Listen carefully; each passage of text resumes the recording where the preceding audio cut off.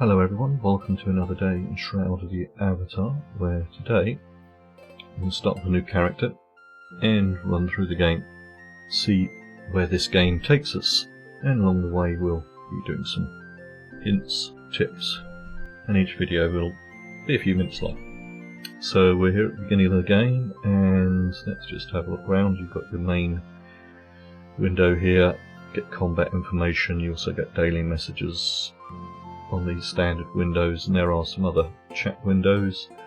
Up here you've got the quest log, up here you've got information about the character, over here if you've got mail it will show up here. So that's in-game mailing system, which we'll be looking at later in other videos. So first of all it asks us to use the W, S, A, D keys.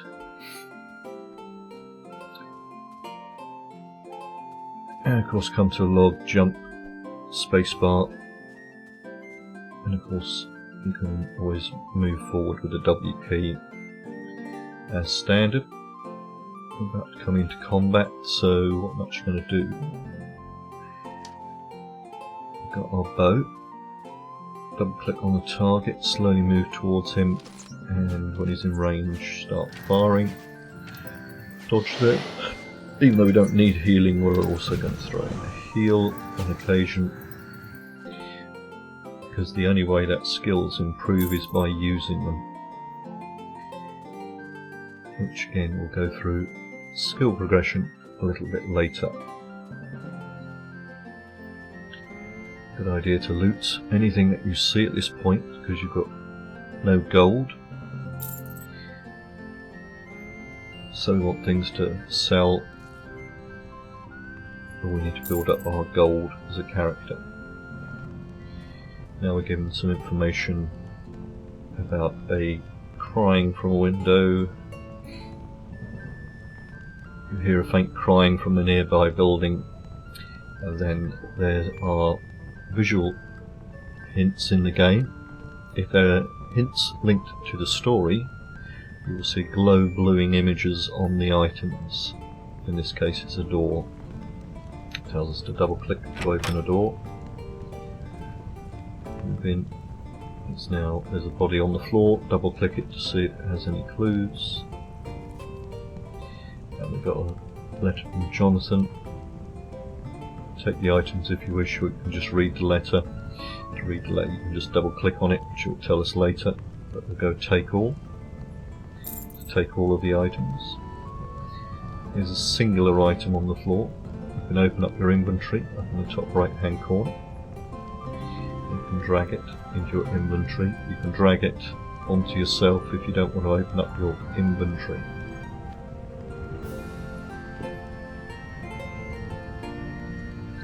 And we found the source of the crying, which of course is a young girl.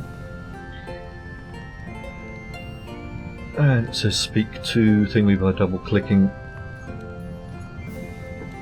on her, type in your name. Now you can type in whatever you'd like, because the game has a virtue system which will affect how characters might see you later on in the story. So if you want to tell the truth, then you just click on your name, and then you can choose to save her or not to save her. Yes, to follow me. And this is where if you've got an NPC in the game, or another player, if you're playing in groups, they will appear over here and the list goes down.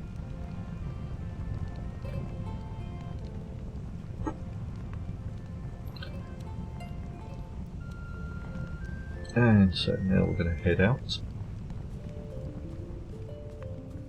following around, looting bodies as we go. Here's actually the storyline, part of the storyline, not main storyline, it's a sub area.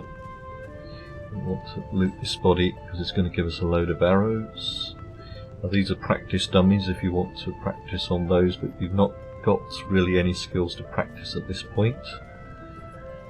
Practicing on live targets gives you some experience back. Again, don't forget to click on these when they become available.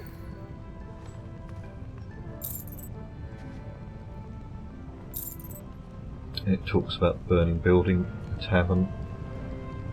This looks like a burning building to me. And it asks us to go in here.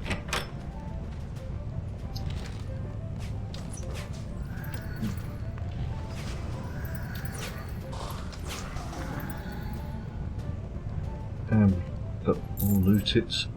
Asks us to handwritten letter, which gives us some backstory. And again, I'm going to pick this up and put it into the inventory in a different way. I'm just going to click on it, drag it, and drop it, and that's now gone into the inventory. And again, loot things around. We're going to break chests if we can break them. Loot them. If they come up with a green arrow on them, it means that you can interact with them.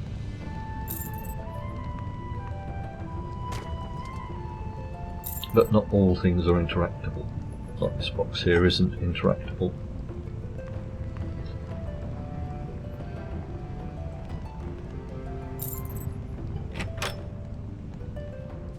And we come out here. One slightly harder, it's a different colour. Colours can go from green through to red. Red being hard for you.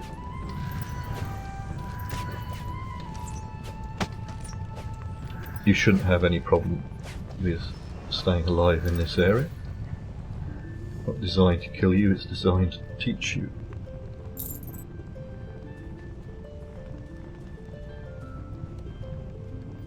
And again,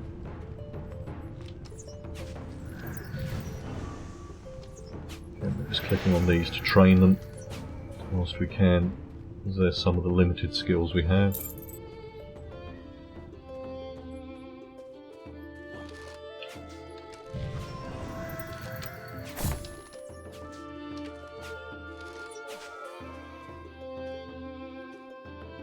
At this point in the game, I'd recommend sticking with the bow,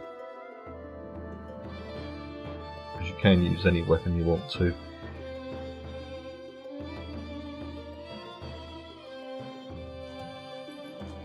Now we've got to talk to this autonoman, and he's saying that he's not going to lift the barrier until we've learnt how to use our combat hotbar and how to train skills. So when you're ready, you can click Train Skills, and this will bring up a window from the trainer. This trainer can only teach ranged, and they can only teach you things that are glowing blue. The first skill is given to you,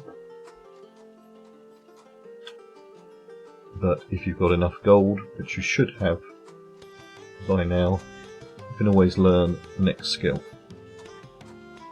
And then we're just going to drag them onto our combat bar, and the door magically opens. And we need to loot this person here. It's got another quest item.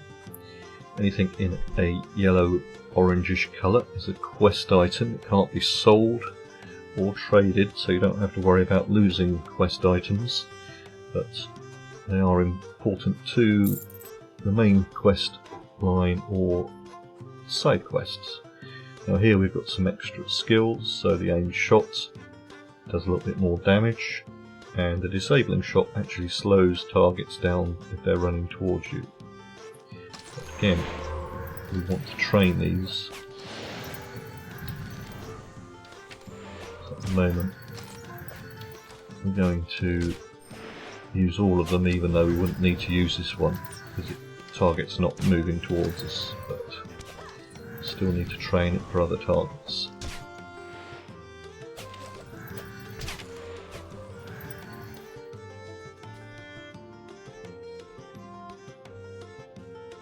And now we'll cross the bridge.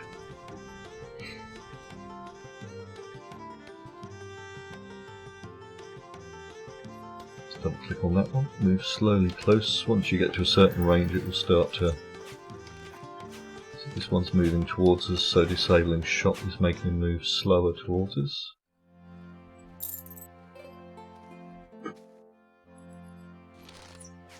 At this point, if you do have multiple enemies, you can tab to cycle through them.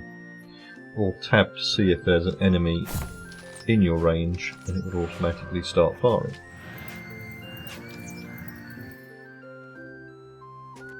So if you're uncertain if one of these bodies, for instance, if it's in range and you hit tab,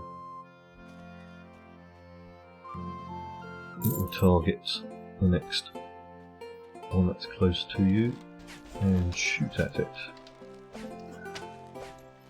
Disabling shot, slow it down.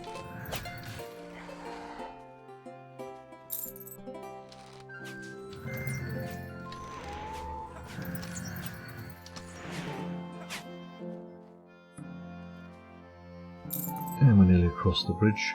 This point tells you to sheath your weapon, hitting the Z key or Z key, but there's still some more combat, so uncertain why they're telling you to do it at this point.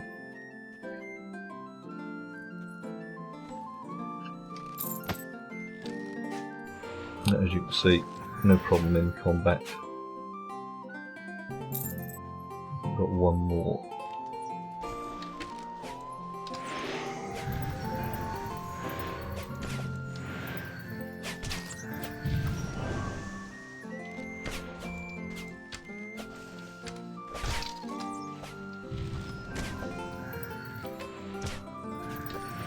And there it goes. Now you can put your weapon away by either hitting the Z key or Z key by default. And then come down here, have a look around if you'd like to. There's an interesting little book over there.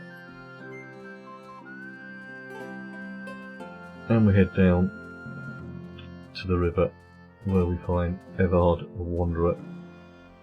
Evard Wanderer will actually take care of Charlotte for you, and he'll tell you to move on to take the boat and move on and speak to Private Guardian. It also gives us some other quests for later on in the game, and there's lots of text here if you wish to read it to get the storyline. He's also given us some teleport recall scrolls and a handbook. But blowing blue boat is the thing we need to click on to then go on to the next part of the story, which is Solace Bridge Outskirts, which we will pick up in the next video. So I hope you found this video helpful and informative, and feel free to leave any comments below, and don't forget to hit the subscribe button, and there are some more videos coming up on the left hand side that might interest, and I will see you in the next video.